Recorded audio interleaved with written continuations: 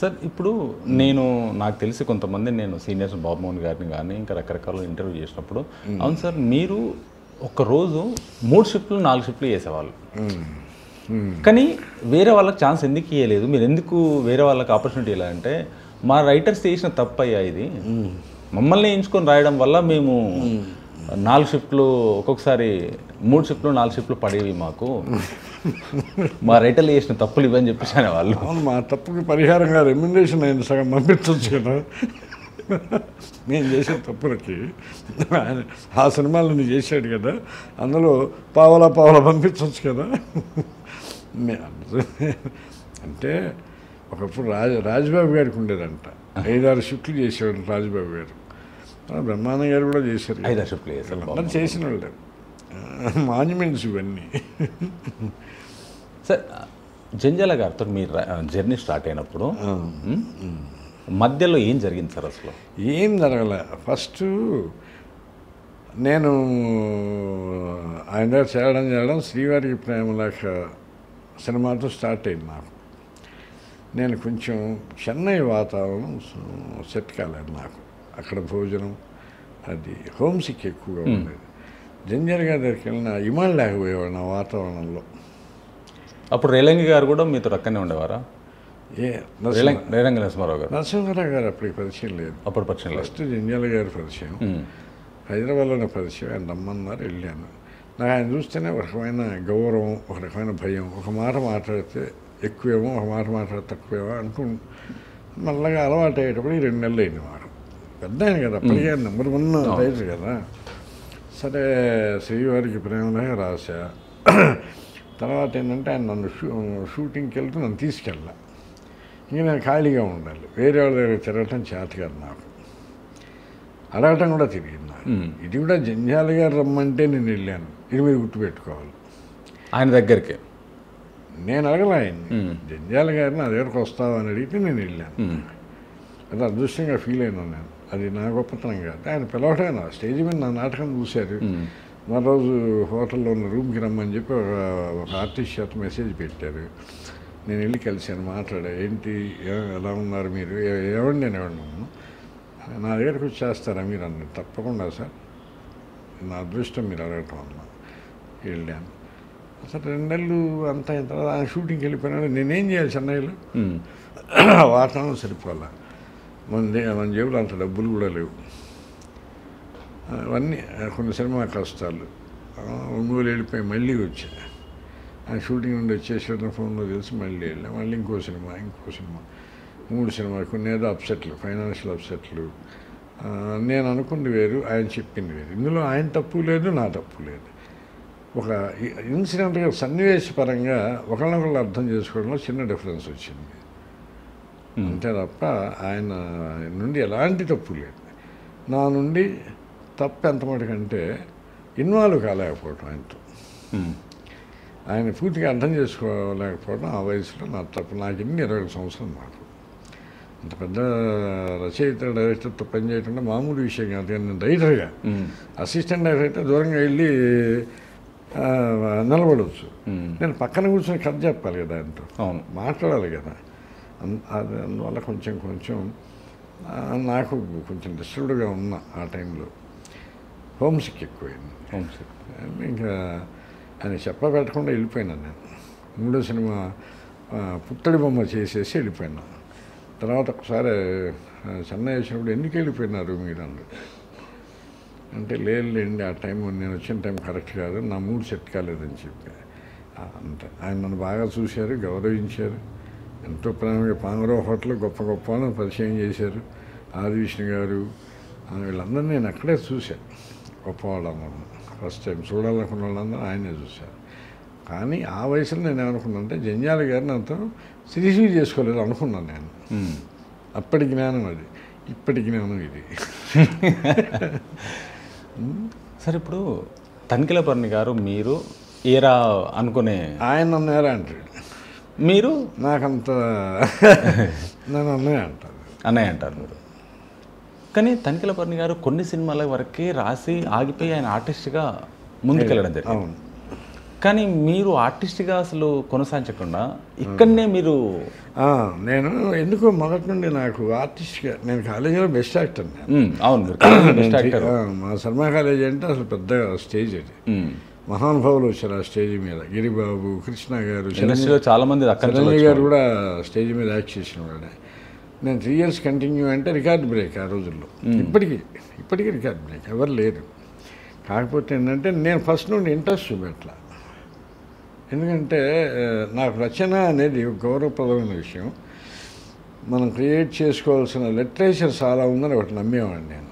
అది ఆర్టిస్ట్గా అయితే మనకు అడ్డంకి అవుతుందని ఫీలింగ్ ఉండేవాడిని. అందుకని రచయితగా కంటిన్యూ చేయడం, రచయితగా ఉండే గౌరవం వేరు, అంతే కదా. ఒక స్థానం ఉంటుంది మనకంటూ, బాగా రాయగలిగితే ఉంటుందని అటువైపు ఎక్కువ మొగ్గు చూపారు. నన్ను అడిగారు, ఈవి సత్యనారాయణ గారు అడిగారు, యాక్ట్ చేయమని అడిగారు, ఇంకా ఒకళ్ళిద్దరు అడిగారు చేయించాలని బలం. అప్పటికి 2-3 సీన్లు వేషం కూడా 1-2 సత్యనారాయణ గారు లాగాడు చేయబట్టుకొని, కాళ్ళు పట్టుకొని వేయించాడు. ఒక సీన్ వేషం ఆర్టిస్టులు వచ్చి చేయడు, మీకు ఆర్టిస్టులు అయితే నేను ఆర్టిస్ట్ని మీకు అని చేశా. పాపం నేను అడిగితే అసలు కూర్చోబెట్టి నా కోసమే ఒక వేషం రాయించేవాడు నా చేత. నేను ఎందుకో వద్దనుకున్నా. తర్వాత అప్పుడప్పుడు అనుకుంటా చేస్తే బాగుండేదేమో, రైటర్గా కన్నా నటుడుగానే ఎక్కువ సుఖపడేవాడినేమో అనిపిస్తుంది ఫైనాన్షియల్గా. అంతే కదా సార్ అనుకున్నా. సరే అదే అంతే, మనకి ఏది ఉందో అదే. ఇప్పటికీ నేను స్టికాన్ రైటర్గా బాగానే ఉన్నా, ఇంకా రాసుకోవాల్సిన చాలా ఉన్నాయి. అది జరుగుతాయి కొన్ని. లేకపోతే ఆర్టిస్ట్ అయ్యేవాడిని నేను. ఖచ్చితంగా అడిగారు, చేయలేదు సార్. రీసెంట్గా మొన్న పవన్ కళ్యాణ్ గారు పిఠాపురంలో ఎలక్షన్స్ నిలబడ్డప్పుడు మీరు ఒకటి లైన్ రాసి పెట్టారు సార్. మీ నోటి ద్వారా మేము వినాలనుకుంటే మా ప్రేక్షకులు. నేను ఎందుకంటే ఫస్ట్ పవన్ కళ్యాణ్ గారు రాజకీయాల్లోకి వచ్చినప్పుడు ఇది కరెక్ట్ కాదేమో అని నేను ఫీల్ అయినా కళాకారుడిగా. అంటే ఆయన ఎవరు చెప్పడానికి అని ఇంకెవరైనా మీ అభిమానులు గారు ఎవరైనా అనుకోవచ్చు. నాకు కొంత ఇది ఉంటుంది. కొన్నాళ్ళు అయితే బాగుండేది పవన్ కళ్యాణ్, ఇంకా ఎంతో తెలుసుకొని వస్తే బాగుండేది. ఒక ఎంజీఆర్ గారు ఎంతో తెలుసుకొని వచ్చాడు నాయకులతో తిరిగి. వీళ్ళందరూ జయలలిత కూడా అంతేగా, అలా వస్తే బాగుండేది.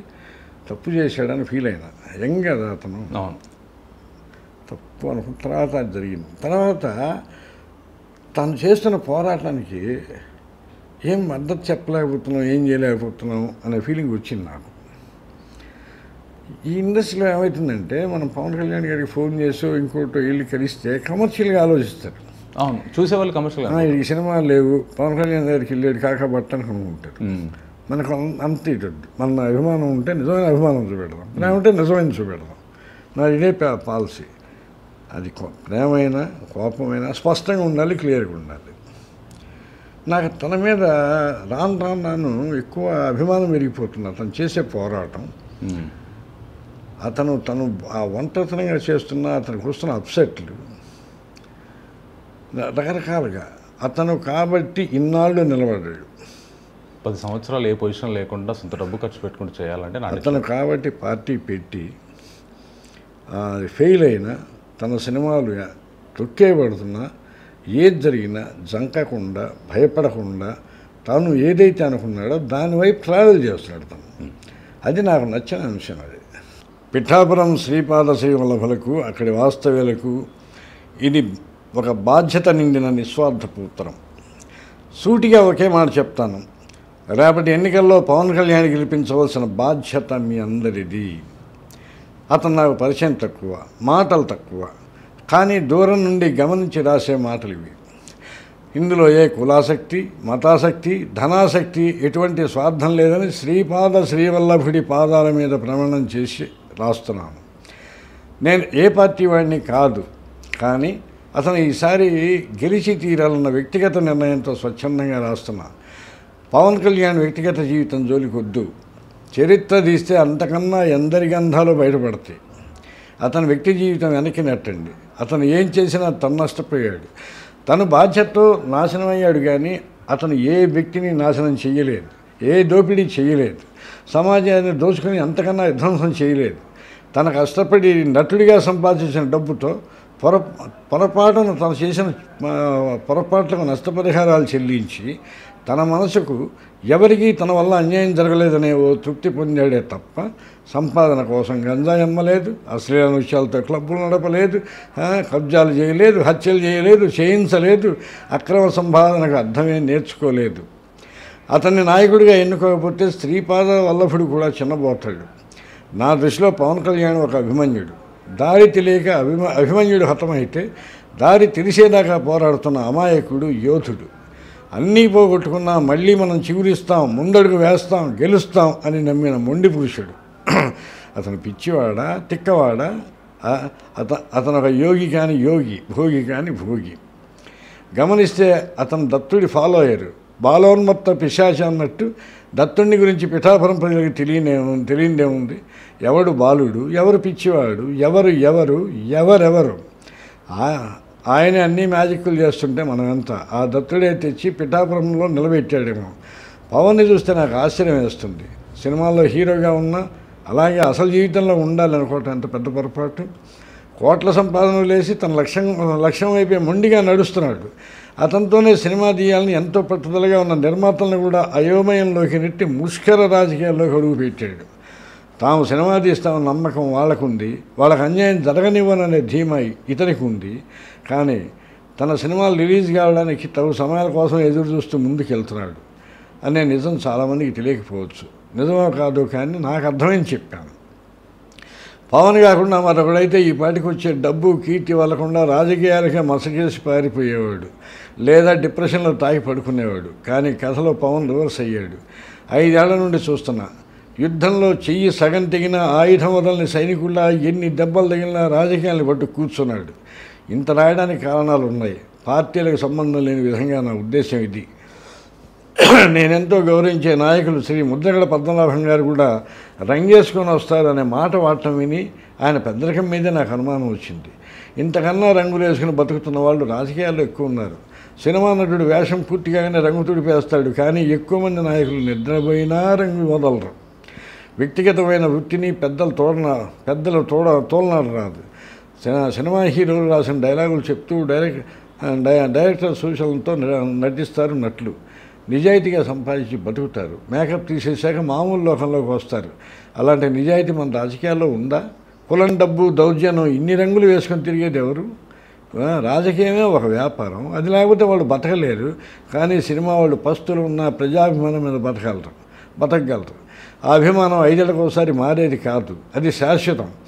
ఎన్ని జన్మలెత్తినా ఎవరు ఎన్టీఆర్ కాలేరు, ఏఎన్ఆర్ కాలేరు. ఎందుకంటే వాళ్ళ స్థానం ప్రజల గుండెల్లో, నాయకుల భవిష్యత్తు బ్యాలెట్ బాక్సుల్లో. చివరిగా పిఠాపురం వాసులకు 4 ఘర్షణ చెప్పేది ఏమిటంటే, పవన్కి తోడుగా నిలబడి అతను మీ క్షేమం కోసం ఏం చేస్తాడో చూసే అవకాశం ఇవ్వండి. నా నమ్మకం మీ నమ్మకం అబద్ధమైతే 5 ఏళ్ల తర్వాత తీర్పు మార్చేయండి. కానీ మంచివాడిగా ఉంచండి. అతని ఆవేశం సద్వినియోగం చేసుకోండి. మీకేదో చేయాలని వచ్చిన వ్యక్తి నిజాయితీని నిలబెట్టకపోతే అది మనకే నష్టం. వేస్తే ఓటు వేద్దాం, లేకపోతే నిరుత్సాహపరిచి మిగతా రాజకీయ స్వార్థపర వ్యాధులు అతన్ని కలిపేద్దాం. మనం కలిపినా అతను కలవడు. అతనికి ఒక తెక్కు ఉంది, అదే అతనికి తోడుంటుంది. ఇక తీర్పు మీ చేతుల్లో ఉంది. సూపర్ సార్ అసలు.